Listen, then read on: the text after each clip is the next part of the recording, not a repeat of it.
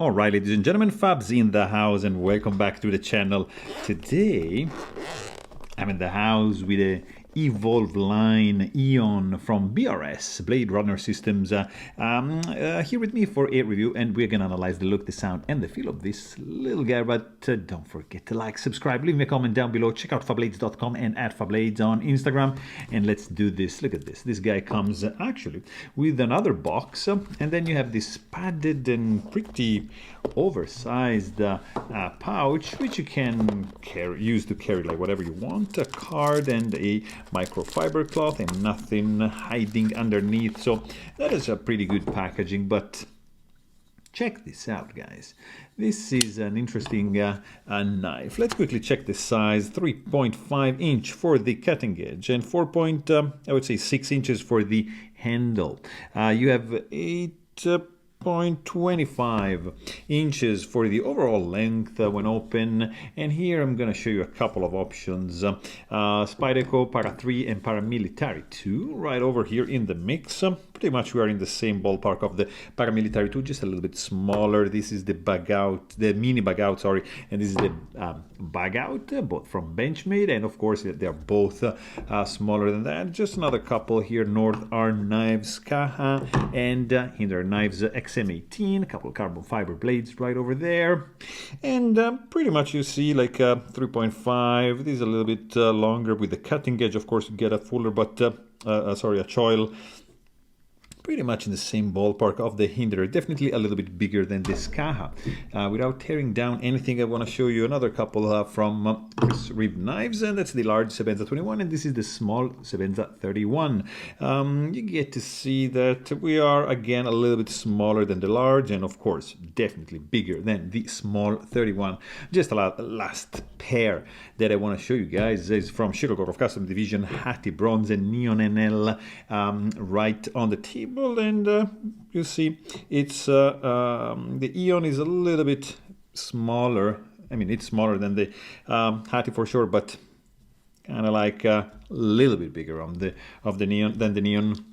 And here we have this very interesting integral folder. It's a titanium integral knife. So if you check the handle, there's no screws. It's just milled out from a solid block of titanium, and doesn't have like scales. Like, for example, would have like a knife like that, which it would mean screws, like to go through the handles, scales, and to be able to keep them together. There's no need for that. You don't have any thing going on, just like one pivot screw right over there. So overall, this knife is a pretty cool design. In fact, it's designed by Elijah Isham. You can pretty much recognize these shapes and the sweeping handle. It's like a distinct are distinct elements of his designs throughout the knives that he designed, and this is no exception. It's a very well made one. It's surprising for the price. This is around 300 bucks, and it's made in China, and it's an integral titanium folder with M390 steel blade. It's very good. I mean, it's a great combo that they put together. Cool design. It looks really good when closed. I prefer this knife closed than open. Not my cup of tea, that blade shape, but closed. Oof, this thing is elegant. I mean, check the frame. You see, these are not like just chamfering lines. Like these are, it's like there's like a radius curve which is sweeping down this and just converging up to this point up here, and then you have basically the same, like reflecting over here, but a little bit more scalloped. Look at the profile. I mean, there's a lot of things going on. Look at the spine. It's these three arrows going on, and of course the thing that the motif repeats back over here. Look at the reflection. You get to understand the 3D-ness of this piece in the handle. Really cool, nicely rounded off. It's not sharp. There's some internal milling going on as well, but sorry, internal chamfering, but not internal milling, of course, because this is an integral knife. Pretty cool finger groove, large finger groove, to able to allocate a couple of fingers right there. beautifully chamfered, like indeed, guys, like very, very smooth. It's of course, you know, no standoff, no backspacer, because it's an integral. So you have this part of the knife just like reaching over here. It's almost, you know, it would have to come a little bit higher up, because as you can see, the blade tip is right there, and I can touch it with the fingertip over here. Nothing too dangerous, but still a little bit shorter, or just higher up backspacer. Let's say it's not a backspacer, but you know what I mean. This part right over there. Also, you got a flipper tab, which is very unobtrusive, sticks out just a little bit with a tiny bit of jimping, which is pretty essential for the deployment of the knife, which is just gonna be relegated to a light switch operation, not so much a push button. Then this guy has I believe this was like a captive pivot with this collar right over here, asymmetrical, and that it's basically to access to install the stop pin, which is right there. So you see, that's why these are capping the around, you know, and acting as collars around the pivot with that shape. Pretty easy to disassemble, guys. Like you can check my video. It's gonna be like 5 minutes probably. Take this guy out from the pivot, of course, and you're done. That's it. This is just like if you want to remove the pocket clip and this screw, if you want to remove the stainless steel lock face insert, which is as well acting as an over travel lock bar stabilizer, and it's gonna also eliminate any kind of lock stick coming from the titanium rubbing up against the steel. There you have it. Pretty cool. You have a detent ball ramp for the ceramic detent ball, and that's gonna eliminate that hard step when you close the knife. Pretty smooth transition indeed. That's very good. Also, you get a titanium milled tip-up carry, only non-reversible pocket clip, nicely milled with these lines, are pretty cool. And look at that, a little bit of steep exiting ramp, and just it's like matching with the end of the lock bar cutout, which is external, and that can cause a little bit of snagging of fabric right there when you just pull this knife out.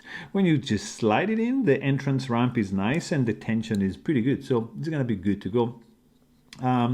You have this blade shape, which is not my favorite, kind of like sheep's foot, with nice wedge. I have to say it's nicely rounded off right over here, but it's not jimped, so kind of like on the slippery side. There's a window, also chamfered, the logo right over here for the E-Volve line, and a nice stonewash finish, kind of like you can see it's nicely done, and the flats are satin, so minimal billboarding going on. You get basically all belly in this blade, a little bit of sharpening choil, which never hurts, pretty cool plunge grind, and a little bit of flats.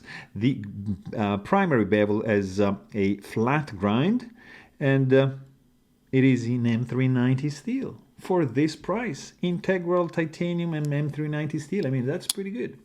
Also, what is nice is the sound, especially the closing sound. It's very cool. The opening sound is a little bit on the anonymous side, but closing sound, yeah, I like it. And of course, like, let's actually check the weight for this guy, which is not too bad. I mean, of course, you can't have internal milling going on, but you have 4.48 ounces in your pocket. It's not too bad. And I have to say, in the hand, you know, it feels good. Like, this large groove is just comfy. This divot right over here, perfect for your thumb. Just feels great in the hand.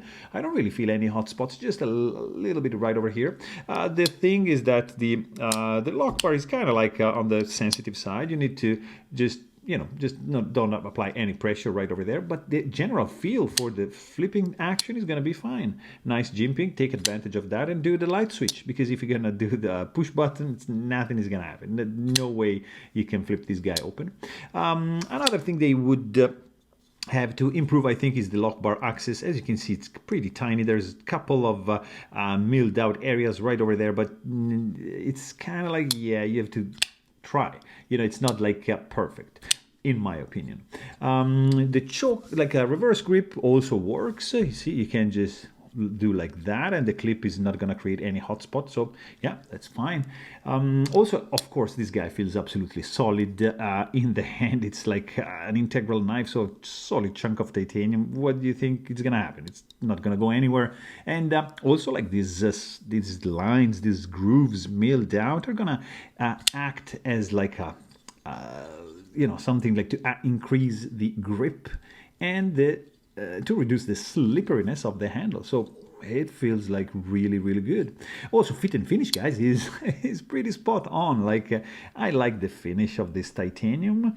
These are the highlight of the knife, like these 3D curved, like radiused milling lines are pretty attractive to me, and they are denoting some pretty good skills from the guys that are making these back in China. Pretty good.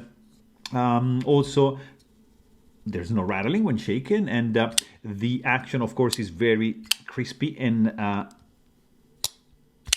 fast because of the bearings running underneath the hood. But if you just disengage the lock bar and hold the knife in the vertical position, you gotta have to wiggle a little bit to get the blade closed. So doesn't happen like you don't have any guillotine effect, just a little nudge and you're gonna be pretty much good to go. Also, the detent is actually nice and crisp, pretty dialed in. I mean, nothing wrong to say about this fella, which looks pretty nice, futuristic lines, nice and flowing. Not a fan of this kind of ship's foot blade, but the materials are there, the action is good, the grip is great, and it's a pretty solid option for $300, guys. So there you have it. Hope you guys enjoyed this video, and thanks for watching. Stay tuned.